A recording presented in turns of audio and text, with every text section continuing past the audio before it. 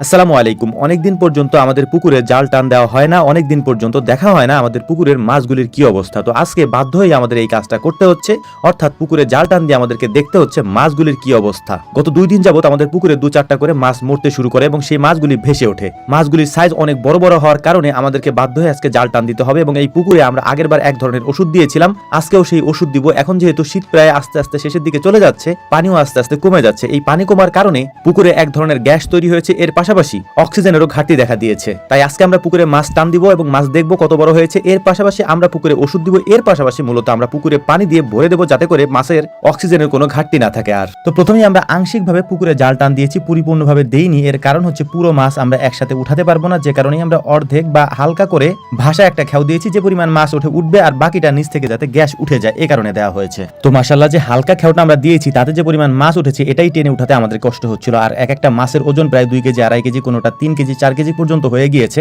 কারণ এই মাছগুলি অনেকদিন হয়ে গেছে, প্রায় 1 বছরের বেশি হয়ে গেছে আমরা ছেড়েছিলাম। যেহেতু হালকা করে জাল খেউ দেওয়া হয়েছে তাই সব মাছ ওঠেনি, মানে সব ধরনের মাছ এখানে ওঠেনি। এখানে পাঙাশ মাছ বেশি উঠেছে, এর পাশাপাশি কিছু গ্রাস কাপ উঠেছে, এর পাশাপাশি কিছু ব্রিগেড এবং রুই মাছ, কিছু কাতল মাছ এখানে উঠেছিল যেগুলি ছোট সাইজের ছিল। কাতল মাছগুলি এখনো বড় সাইজের কাতল মাছগুলি পেতে পেতে আমাদের পানি যখন শুকিয়ে যাবে তখন হয়তো আমরা পেতে পারি, কারণ কাতল মাছগুলি প্রতি বছরই আমরা একেবারে পানি শুকানোর বা পানি কমে যাওয়ার পরে পাই। তো আলহামদুলিল্লাহ পুকুরে যেহেতু জাল টান দিয়েছি তাই কিছু মাছ আমরা এখান থেকে রেখেছিলাম। মাছগুলির ওজন এত বেশি যে আমি একা উঠাতে পারছিলাম না, আব্বা আমাকে হেল্প করছিলেন মাছগুলি উঠাতে। মাছগুলি উঠানোর পর আমাদের মূল কাজটা শেষ হয়ে গেছে, অর্থাৎ মূল কাজ বলতে হচ্ছে পুকুরে জাল টান দিয়ে নিচ থেকে গ্যাস তুলে দেওয়া, সে কাজটা আমরা শেষ করতে পেরেছি। এবং মাঝে মাঝে জাল টান দিলে মাছগুলি শরীরও ভালো থাকে, সুস্থ থাকে, সে কাজটা আমরা করে ফেলতে পেরেছি। তবে ভিডিওতে যেভাবে আপনারা মাছগুলি দেখতে পাচ্ছেন এই মাছগুলি আসলে বাস্তবে এতটুকু না, মাছগুলি আসলে বাস্তবে অনেক বড় বড় সাইজের, ফোনে ছোট ছোট দেখা যায়। তো যাই হোক আলহামদুলিল্লাহ মাছ ধরা হয়ে গিয়েছে। কিছু তেলাপিয়া মাছ বড় সাইজের আমরা আমাদের হাউজে ছেড়ে রেখেছি, পরবর্তীতে এখান থেকে ধরে ফেলবো অন্যান্য মাছের সাথে। আর বাকি মাছগুলিকে আমরা বাড়িতে দিয়ে দিয়েছি। এরপর মূলত আমাদের যে কাজটা করতে হবে সেটা হচ্ছে যে আমাদের মেশিনটাকে চালাতে হবে পানি দেওয়ার জন্য।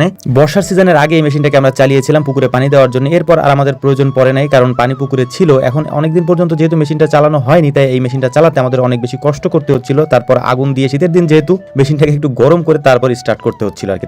তারপরও যাই হোক আলহামদুলিল্লাহ আমরা সেটা করতে পেরেছি এবং কয়েকবার স্টার্ট দেওয়ার পরে মেশিন থেকে পানি উঠেছে। পানি ওঠার পরে পাইপ দিয়ে সেই পাইপ আমরা পুকুরের পাইপের সাথে যুক্ত করে দিয়েছি যাতে পুকুরে সরাসরি পানি পড়ে। এরপর এই কাজটা করে আমরা মূলত হচ্ছে যে আমাদের মেইন আরো একটা কাজ ছিল, সেটা হচ্ছে যে আমরা চিটাগুড়ের সাথে চাইনিজ একটা ওষুধ আছে সেই ওষুধটাকে মিশিয়ে দিয়েছি এই পানির মধ্যে, অর্থাৎ চিটাগুড় ভেজানো পানির মধ্যে, এবং সেটাকে মিক্স করে আমরা বালতির মধ্যে ভরে পুকুরে ছিটিয়ে দেবো। এটা আমরা আগেও করেছিলাম যখন পুকুরে 2-1টা করে মাছ মারা গিয়েছিল। এই কাজটা করার ফলে তখনকার সময় মাছগুলি বেঁচে গিয়েছিল আলহামদুলিল্লাহ আল্লাহর রহমতে, এবং এবারও আমরা দেওয়ার চেষ্টা করবো। এবং এবারে দেওয়ার পরে মাছগুলি আলহামদুলিল্লাহ সুস্থ হয়ে গিয়েছে গত কয়েকদিনে। ওষুধটার নাম আমি পরিপূর্ণভাবে বলতে পারছি না, বলতে পারলে হয়তো বলে দিতাম, কারণ হচ্ছে যে এখানে একেবারে পুরোটাই চাইনিজ লেখা, কিছুই আমি নিজে বুঝতেছি না আর কি। যে দোকান থেকে নিয়ে এসেছি উনি বলছিলেন যে এটা অনেক কার্যকারী, এটা আসলে অনেক কার্যকারী, হয়তো আপনারা